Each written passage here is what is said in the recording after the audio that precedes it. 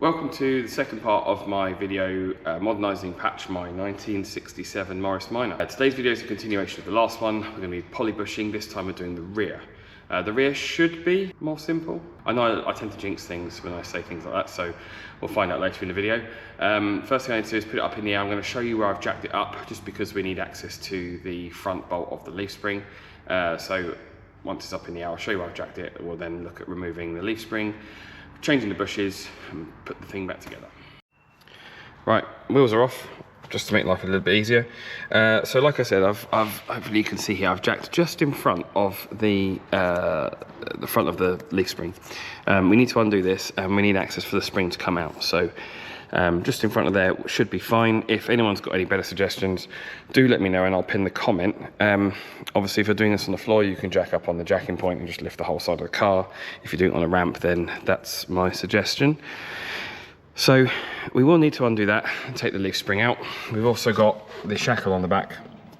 We've got new shackles, we've got obviously new bushes. There are new studs and new nuts. For those of you who saw the video last week, I did have to I had to use one of the studs and one of the nuts to get the front end done because they were the same as what I was doing at the front.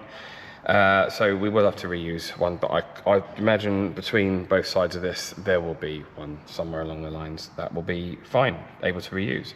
And that is essentially it on the rear. That's pretty much all we've got to do. How hard could it be? What's the worst that could happen? Let's just jinx it all now, shall we, while we're here? So yeah, I'm just going to crack on.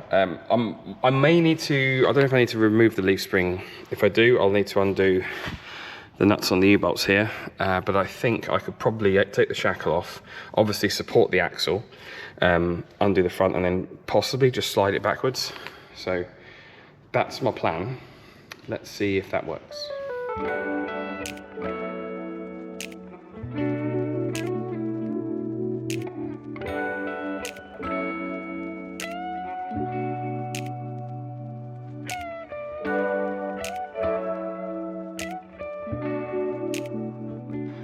Okie dokie, so this one side of the shackle's off. You can see the bushes inside. Again, like the front, they don't look too bad. They might look a bit worse when they come out.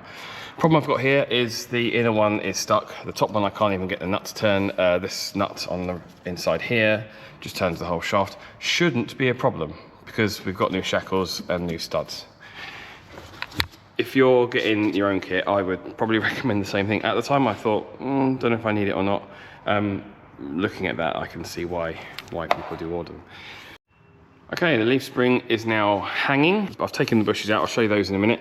They're pretty cruddy inside, so I'm gonna get a file, just a round file, and just clean up. I don't know if you can make out in the video just how rough the walls are in there. And kind of the same, there we are, kind of the same there and up there. Now, interesting thing. These are the bushes that come out of the front. They don't look too bad. Yeah, they would go again, but the new ones are much harder. Bushes that came out the rear, however, can you see that they are strange? They've been cut. It's not level. So that was the lower one, that's the upper one. I don't quite understand why. It's very strange.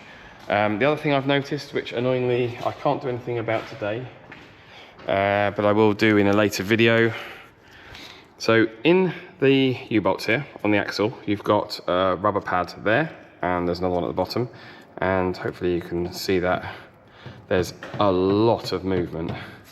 But because of that, this bottom pad's moving as well, so the shock absorber's moving. That is not good. Again, you can get Polybush ones. I've got them on the midget. That will make a huge difference to stability. Obviously the axle at the moment has movement where it shouldn't have. So in one of the later videos, I'm going to be fitting, I'm going to be doing lots of little bits and pieces, things like fixing the headlight that only work, actually upgrading the headlights, but fixing the headlight wiring that only works on full beam, or wiring a horn. And I'll add that to the list because that's going to make a big difference to the handling. So all I've got to do now is refit. And the little kit here you've got some red bushes and some black bushes. And if I do that, you can see that, sorry, it's my OCD. They're obviously the front bushes, they're the rear bushes. I've also got shackles, bolts, pins. These plates, I don't need to replace one of them because I've already done it. I don't know, I'll check on the other side. If you're doing it, they're for the front of the leaf spring. You've got a little nut bolt and washer kit for it. There's some shackles, there's new nuts. They're the pins for the, again, front of the leaf spring. We've obviously only got 3 of the pins for the rear, so we'll reuse one of them, and a bag of washers. So that lot needs to go back in there. Okay, so we're all back in again. You can see some nice, it looks weird having shiny bits on patch, to be honest. A few little things. Front bush this side was knackered. This one was absolutely terrible. I found a rust hole right there. This rubber pad has nowhere near the same movement as the other side, but I'm going to do them anyway, obviously do them both.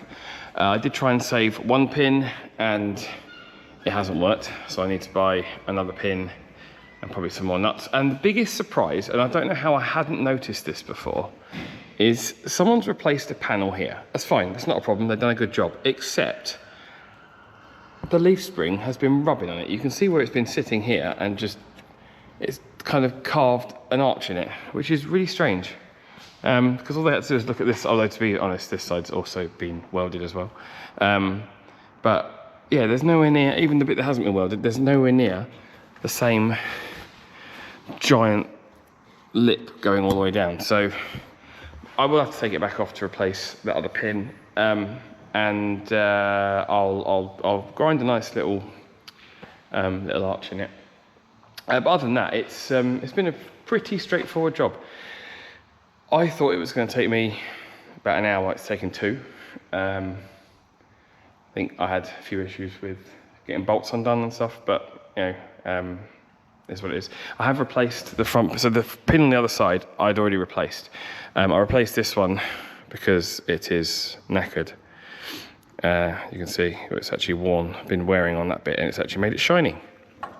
So yeah, another good job. Another good job. Well done. That'll do. I'm going to order those pads. I'm not going to test drive it today. That was the original plan. I really don't want to drive with hardly any thread showing through there. And I also want to get that pad done. I think that's going to make. I mean, you can see it's hanging on the suspension. I'll look at my light just so you can see a bit better. There's a huge gap at the bottom of it, which that side doesn't have. So yeah, I think get that done. In fact, I can also see through the top of there. But I'll get that done, and that'll be then we'll go for a good test drive. We'll have it.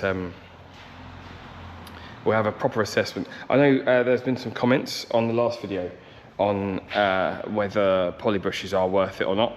A lot of people said just upgrade to rubber. The difference it made with the midget, I'm pretty confident this will make a good improvement on the Morris. But yeah, time will tell. We'll see. I'll give it an honest assessment. I'm not going to change it back, but I will give it an honest assessment. Yeah, I think it'll be good. So yeah, stick around. So yeah, subscribe, like the video if you made it this far, and yeah, we'll crack on with some more Morris upgrades in the next one.